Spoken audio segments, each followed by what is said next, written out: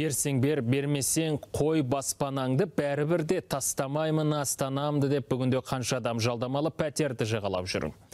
Біруге үй қымбат, өзгесі алғашқы жарнасына жеткізе алмай әлек, тағы біріне діни ұстанымы пайызбен несие алуға кедергі. Міне, соңғылар жақында қоныс тойын тойлап қалуы мүмкін. Елімізде алдағы уақытта шариғат нормаларына сай пайызсыз кредит берілейін деп жатыр. Оны қалай аламыз? Халал ипотеканың шарттары қандай? Нұрай Құрақбай тарқатсын. Дін бойынша үйді ипотекаға алу харам дейді. Енді соның халал түрі шығып жатыр. Исламдық ипотеканы алу үшін әлбетте мұсылман болу шарт, немесе дін ұстау шарт деген нәрсе жоқ.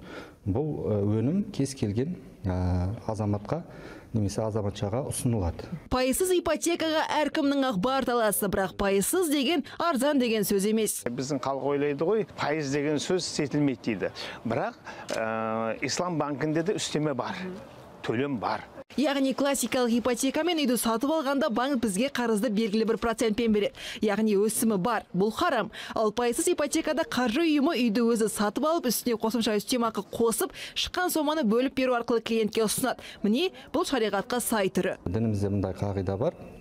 Ислам келісім шарттары, ол сол келісім шарттың сөзіне негізделеді. Яғни сөздің дұрыс болуы, қалай келісім шарт жасап жатыр, соған көбіне назар аударады. Демек, қаражат жағынан анау айтқандай өзгеріс болмаса да, мәнінде үлкен айырмашылық бар. Исламдық терезелердің іске қосылуы біртіндеп кезең-кезеңімен жүзеге асырылады.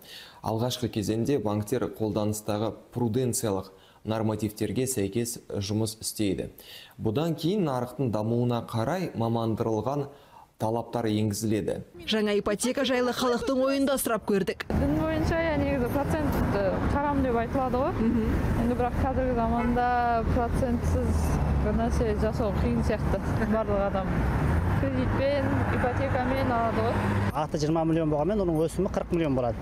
Ал ислам ипотекасында дегенде, оларда бәрібір сол үйдің бағасын қымбатып қойған 40 миллион ғой. Бірақ ешқандай өсім жоқ дейді, айланып келгенде бәрібір сол соманы қайтарады ғой. Оның просто аты ғана ғой, жаңағы өсім жоқ дегені ғана болмаса, бәрібір сол сома шығып қояды халыққа.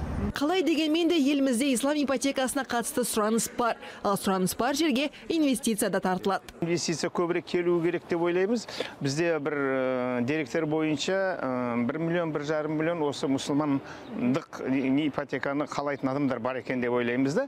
Соларға да көбірек жаңағы үй берілетін болса, соны үй құруға шетелден инвестициялар келуі мүмкін. Ислам ипотекасы осы жылдың аяғына дейін енгізілуі тиіс. Пайызсыз несиені кез келген банк үйлестіре береді, ол үшін жеке құрылымдар ашылмайды екен. Нұрай Құрақбай, Алмас Әкімбек, Татьяна Гах, Еуразия, бірінші арнасы.